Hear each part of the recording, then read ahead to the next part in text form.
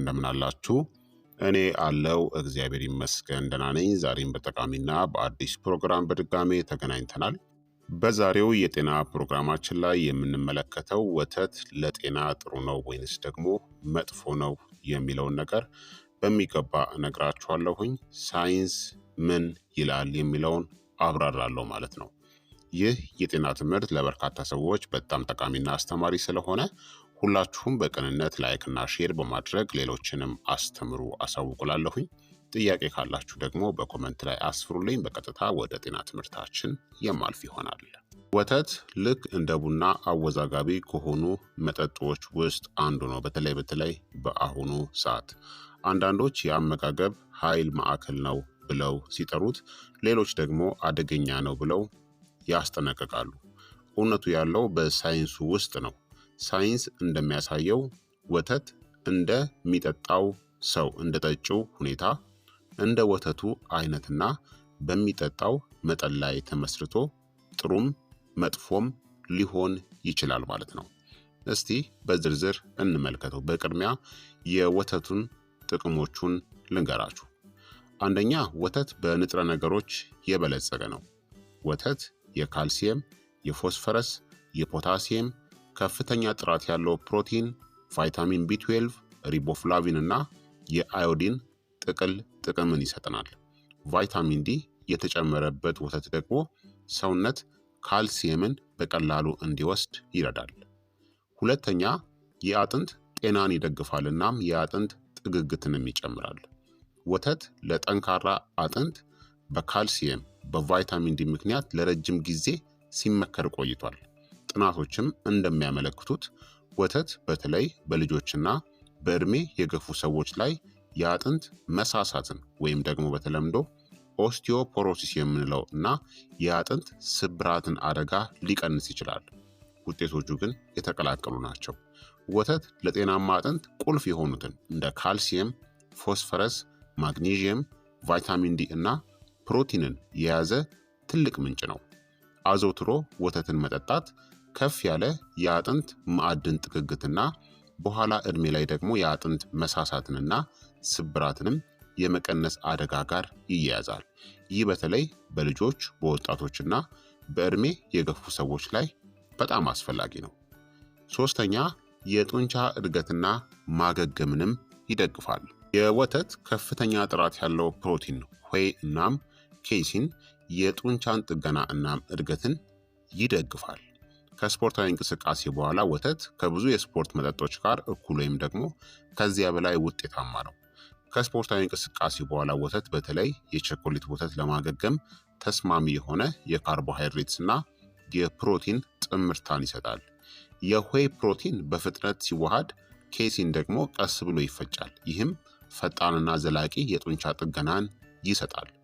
ክሊኒካዊ ሙከራዎችም እንደሚያሳዩት አትሌቶች በወተት ላይ የተመሰረቱ የማገገሚያ መጠጦችን ሲጠቀሙ በፍጥነት ያገግማሉ እናም ተጨማሪ ጡንቻንም ይገነባሉ። አራተኛ፣ የጥርስ ጤናንም ይደግፋል። በወተት ውስጥ ያለው ካልሲየም እና ፎስፈረስ ጥርስን ለማጠናከር እናም የጥርስ መበስበስንም ለመቀነስ ይረዳሉ። በወተት ውስጥ ያለው ካልሲየም እና ፎስፈረስ የጥርስ ኢናሜልን ለማጠናከርም ይረዳሉ። የኬሲን ፕሮቲኖች በጥርሶች ላይ የመከላከያ ሽፋንን በመፍጠር የጥርስ መበስበስን እናም የመቦርቦር አደጋንም ይቀንሳሉ። ከጣፋጭ ምግቦች በኋላ ወተት መጠጣት በአፍ ውስጥ ያለውን የአሲድ ጉዳትንም ሊቀንስ ይችላል።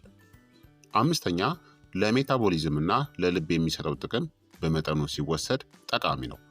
አንዳንድ ጥናቶች መካከለኛ የወተት ፍጆታ የደም ግፊትን፣ የስኳር በሽታን አይነት 2ን እናም የልብ በሽታን አደጋ ሊቀንስ እንደሚችል ያሳያሉ። ወተት ፖታሲየምን ይዟል። ይህም ሶዲየምን በመቀልበስ የደም ግፊትን ለመቆጣጠር ይረዳል። አንዳንድ ጥናቶች መካከለኛ የወተት ተዋጽኦን መጠቀም ዝቅተኛ የደም ግፊትና የስትሮክ አደጋ መቀነስ ጋር ያያይዙታል። ወተት ውስጥ ያሉት ባዮ አክቲቭ ፔፕታይድስ ኤሲኤ ኢንሃቢተርስ የመሰለ ውጤት ሊኖራቸው ይችላል። የደም ግፊትን ዝቅ ያደርጋል።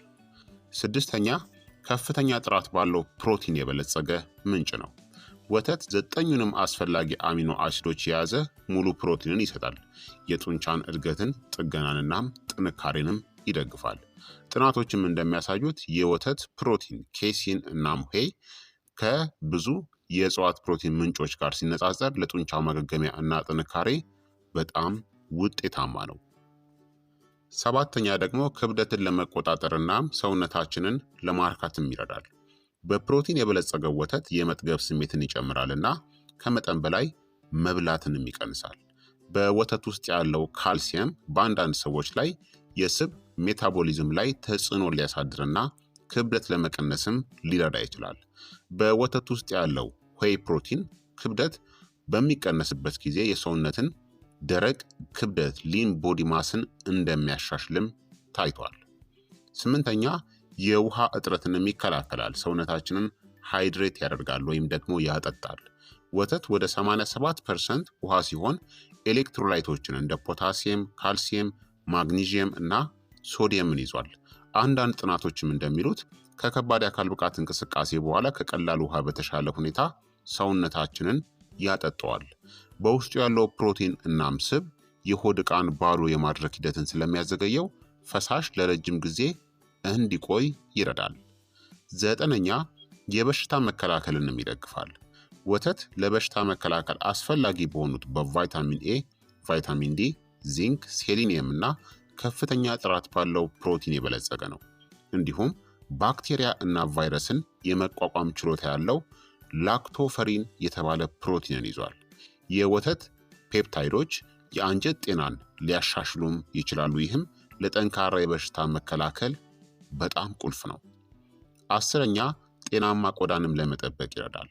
ወተት ለቆዳ ጥገና እናም ለብጉር መቆጣጠሪያ አስፈላጊ የሆኑ ቫይታሚን ኤ እናም ዚንክን ይሰጣል። በፈላ ወተት ውጤቶች ውስጥ የሚገኘው ላክቲክ አሲድ ቆዳን ለማጽዳት እናም ለማለስለስ በቆዳ እንክብካቤ ምርቶች ውስጥ ጥቅም ላይ ይውላል።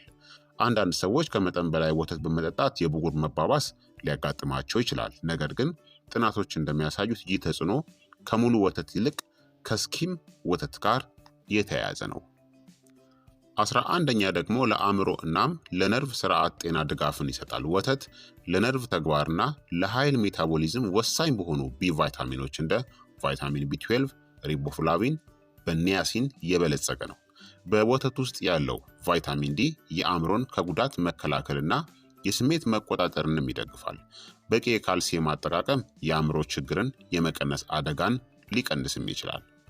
12ኛ የደም ስኳርንም ይቆጣጠራል።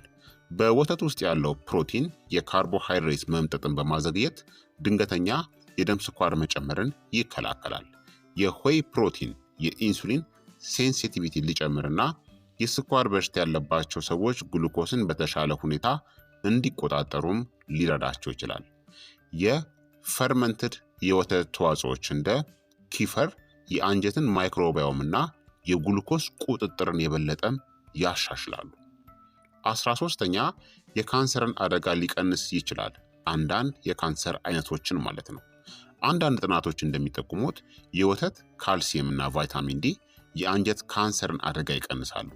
በወተት ስብ ውስጥ የሚገኘው ኮንጁጌትድ ሊኖሌይክ አሲድ ወይም ደግሞ ሲኤልኤ በቤተ ሙከራ ውስጥ የካንሰር መከላከያ ባህሪያት እንዳለው ታይቷል። ሆኖም ከመጠን በላይ ሙሉ ቅባት ያለው ወተትን መጠጣት ግን ከፕሮስቴት ካንሰር አደጋ መጨመር ጋር ሊያያዝ ይችላል። ስለዚህ መጠንን ማወቅና የምትጠጡትን ወተት ደግሞ መምረጥ ያስፈልጋል። 14ኛ የእንቅልፍ ጥራትን ያሻሽላል። ወተት በተፈጥሮ እንቅልፍን ከሚቆጣጠሩት ሴሮቶኒን እና ሜላቶኒን ቀዳሚ የሆነውን ትራይፕቶፋን የተባለ አሚኖ አሲድን ይዟል። ከመተኛት በፊት ለብ ያለ ወተትን መጠጣት የእንቅልፍ መጀመርንና ዘና ማለትን ያሻሽላል። ይህም በተለይም ከመኝታ በፊት ከሚደረጉ ልማዶች ጋር ሲጣመር በጣም ውጤታማ ነው። 15ኛ ጤናማ እርግዝናንም እናም የልጅን እድገትንም ይደግፋል። ለጽንስ እድገት አስፈላጊ የሆኑትን ካልሲየም፣ ፕሮቲን፣ አዮዲን፣ ቫይታሚን ቢ12 እና ቫይታሚን ዲንም ይሰጣል። በእርግዝና ወቅት ወተትን መጠጣት በህፃናት ላይ የተሻለ የወሊድ ክብደትና የአጥንት እድገት ጋርም ይያያዛል። ለልጆች ወተት እድገትን፣ የአእምሮ እድገትንና የበሽታ መከላከያ ስርዓትንም ያጠናክራል። 16ኛ ለአንጀት ማገገም ፈርመንትድ የወተት ምርቶች በጣም ጠቃሚ ናቸው። ፈርመንትድ ወተት እንደ ኪፈር እና እርጎ ፕሮባዮቲክስን ይሰጣሉ። ይህም የምግብ መፈጨትንና ጤናማ ማይክሮባዮምን ይደግፋል።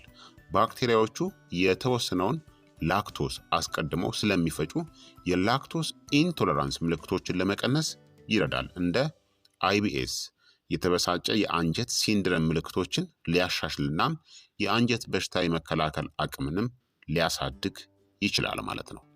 በአጠቃላይ ወተት ካልሲየም ብቻ አይደለም፣ በፕሮቲን፣ በጤናማ ስቦች፣ በኤሌክትሮላይት፣ በቫይታሚኖች እና በባዮ አክቲቭ ውህዶች የተሞላ የንጥረ ነገር ማዕከል ነው። ለአጥንት፣ ለጡንቻ፣ ለበሽታ መከላከል፣ ለውሃ እጥረት መከላከያ፣ ለልብና ለአእምሮ ጤና ድጋፍን ይሰጣል። አንዳንድ ሰዎች የላክቶስ ኢንቶለራንስ ወይም ደግሞ ሌሎች አማራጮችን ቢመርጡም ለብዙዎቹ ወተት በዓለም ላይ በጣም ከሚገኙ እናም በንጥረ ነገር ከበለጸጉ ምግቦች ውስጥ አንዱ ነው። ታዲያ የወተት ጉዳቶችን እስቲ ደግሞ ልንገራችሁ። የመጀመሪያውና ታዋቂው ላክቶስ ኢንቶለራንስ ነው፣ የላክቶስ አለመቻቻል የምንለው። ከዓለም ሕዝብ ውስጥ ወደ 65% የሚሆነው የላክቶስ ወይም ደግሞ የወተት ስኳርን ለመፍጨት ይቸገራል። ምልክቶቹም እንደ የሆድ መነፋት፣ መለብለብ፣ ተቅማጥና የሆድ ቁርጠት ናቸው፣ ወተትን ከጠጡ በኋላ ማለት ነው። ስለዚህ ዋናው ችግር ምንድነው? ላክቶስ ኢንቶለራንስ የምንለው ነው። ሁለተኛ ደግሞ ለአንዳንድ ሰዎች አለርጂ ሊከሰት ይችላል። የወተት ፕሮቲን አለርጂ በልጆች ላይ የተለመደ ነው። ሽፍታዎችን እስከ ከባድ የአተነፋፈስ ችግርንም ሊያስከትል ይችላል። ሶስተኛ ብጉር እናም የቆዳ ችግሮች ነው። አንዳንድ ጥናቶች የላም ወተት በተለይም ስኪም ወተት ከብጉር መባባስ ጋር ያያይዙታል። ምናልባትም በውስጡ ባሉ ሆርሞኖች ወይም ደግሞ ባዮ አክቲቭ ውህዶች ምክንያት ሊሆን ይችላል። አራተኛ የተሟላ ቅባትም አለው፣ ሳቹሬትድ ፋት የምንለው። ይህ እንግዲህ ከባድ ሙሉ ወተት በውስጡ ከፍተኛ መጠን ያለው የተሟላ ቅባት ወይም ደግሞ ፋት ስላለው በአንዳንድ ሰዎች ላይ የኤልዲኤል ኮሌስትሮልን መጠንን ሊጨምር ይችላል። ይሁን እንጂ አዳዲስ ጥናቶች እንደሚያመለክቱት የወተት ተዋጽኦ ቅባቶች ቀደም ሲል እንደታሰበው ጎጂ ላይሆን ይችላሉ። ተጨማሪ ምርምር ያስፈልጋል። አምስተኛ ሊኖር የሚችል የካንሰር ትስስርም አለ የሚል የጥናት ማስረጃዎችም አሉ።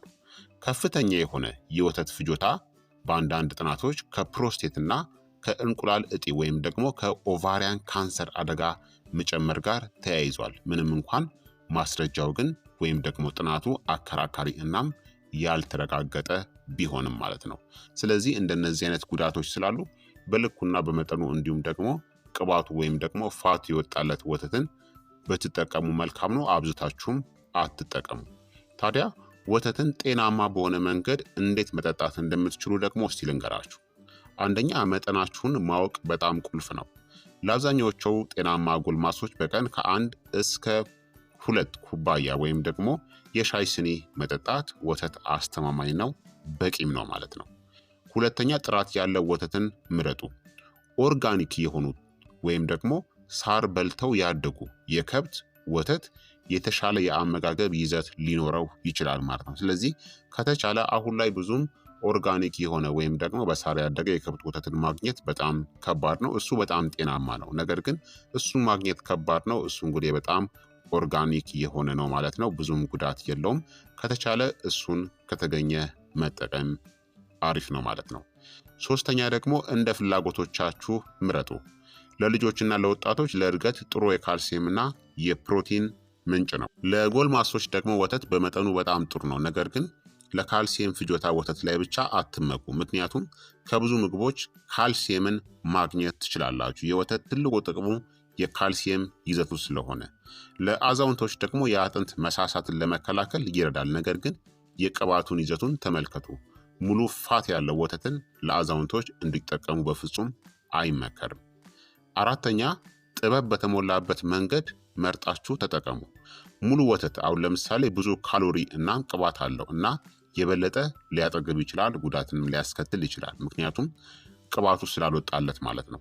ቅባቱ የተቀነሰ ወይም ደግሞ ስኪም ወተት የምንለው ደግሞ ጥቂት ካሎሪ አለው፣ ነገር ግን አንዳንድ ቅባት የሚሟማ ቫይታሚኖችን ያሳጠዋል ማለት ነው።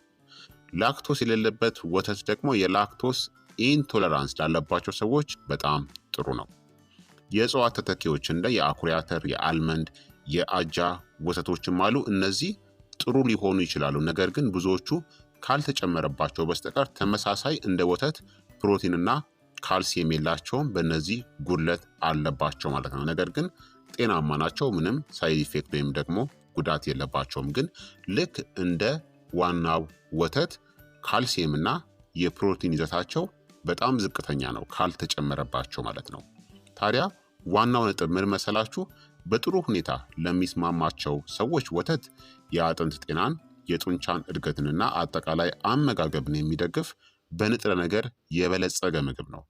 የማይስማማቸው አለርጂ ያለባቸው ወይም ደግሞ የተወሰኑ የጤና ችግሮች ላለባቸው ሰዎች ወተት ጎጂ ወይም ደግሞ ምቾትን የማይሰጥ ሊሆን ይችላል። ሳይንስ እንደሚለው ከሆነ ወተት ያን ያክል አስፈላጊ አይደለም ይለዋል። ካልሲየም፣ ፕሮቲንና ቫይታሚኖችን ከሌሎች ምግቦች በጥራት ማግኘት ትችላላችሁ ብሎ ያስቀምጠዋል። ነገር ግን ለሰውነታችሁ ግን የሚስማማ ከሆነ የጤናማ አመጋገብ አካል ሊሆን እንደሚችል ይጠቁመናል ማለት ነው። ስለዚህ ወተትን ጤናማ በሆነ መልኩ ጥራት ያለውን መርጣችሁ መጠቀም ትችላላችሁ። በልኩ ግን ተጠቀሙ ማለት ነው። ስለዚህ ክቡራትና ክቡራን ተመልካቾቼ የዛሬው የጤና ትምህርቴ እንግዲህ ይህንን ይመስል ነበረ።